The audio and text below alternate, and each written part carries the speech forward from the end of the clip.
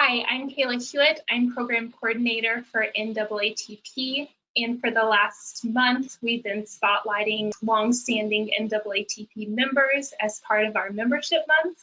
And today I am so privileged to speak with Farrell, who is the CEO and founder of designRoom. Kelly is a national speaker with her focus being on the importance of branding, specifically in the behavioral health field, and how branding really can unify an organization internally and help provide a foundation for sustainable success. Hello, Kelly. Thank you so much for sitting down with me today. How are you?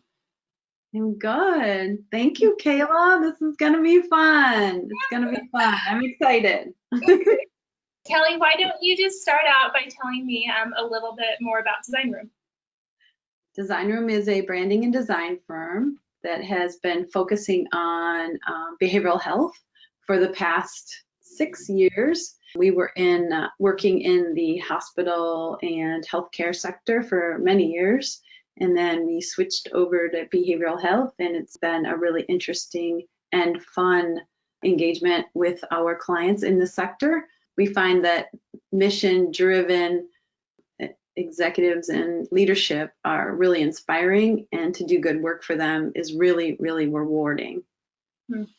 Well, thank you. You really do wonderful work. So thank you for helping this field. So I want to start out by first talking about what a healthy brand is and possibly some tips on how to keep your brand healthy, specifically during this national crisis, COVID-19, and sustainable afterwards. Yeah, I'm going to talk about, what a healthy brand is. It's more than a logo. It's more than a color palette. It's more than a cool looking website. A healthy brand inspires alignment with your leadership team. It inspires engagement with your clients. It's deeper. It's online. It's with your mission, vision, values, and if you have a healthy brand, you're clearly defined in the market. And if you think about it as it relates to a national crisis, if you have a healthy brand, it can withstand a national crisis. All of the block, the platform, the building blocks are there. It's not like you're scrambling trying to figure out what to say, who to say it to, and how to say it to them. Leadership understands where their staff is exactly, because a healthy brand is built around your core inside culture. It's built on, that's where we get the heart of a brand. It's the heart of it. It's from your inside your organization. So if you have a healthy brand and there is a national crisis, it's like you can apply it to your staff, and if they trust you, which you understand them because it's all wrapped around the same thing, leadership is in alignment with them, they make the better choices, and then on the outside and through your patients, they recognize you have a united front, and this is super important during a national crisis. So. I totally agree with that, and I think that that's perfect with NAATP's leadership, with Marvin Ventrell and with Katie Strand. This whole team trusts them, and it just shows. And I think everything that we're doing, we really have a lot of trust in our leadership. So that's spot on with how we feel as well. So at the start of the coronavirus, organizations and really every industry responded to their audience by sending personalized COVID-19 responses.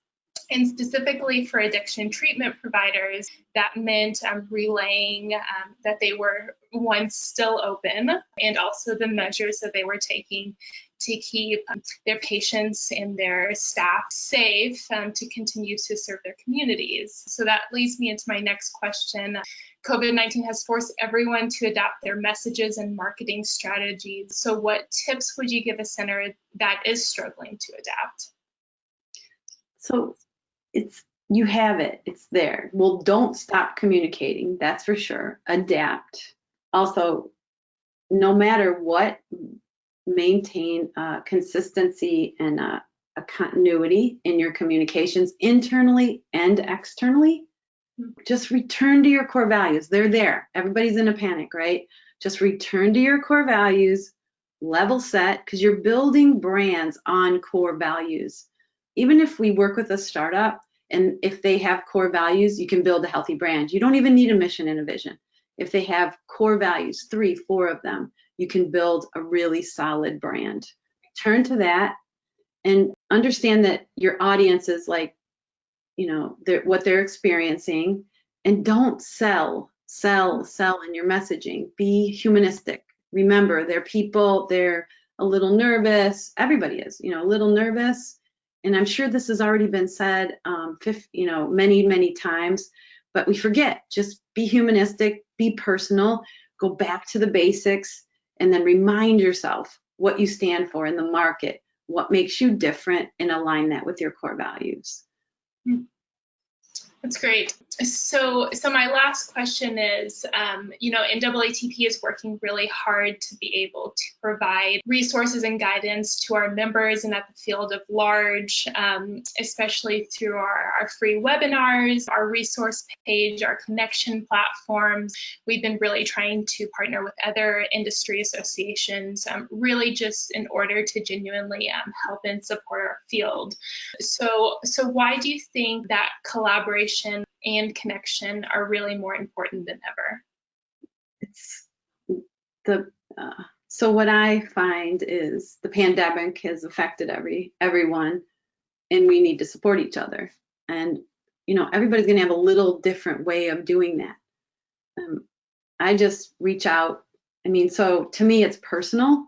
I've been on 120-person Zoom calls, and I've orchestrated and organized 3 persons, one-on-ones. I brought I facilitated conversations through the meaningful conversations to connect people and be intentional about it. It's not always comfortable. Like I'll email people that I think I want to put a small group together, and they'll say, why, what's this for? And I'll just say, it's for fun. You know, it's just for fun. Let's just get on the call and let's just connect and see if we can help each other. Not business, just support each other and connect, you know, as humans, and make it personal.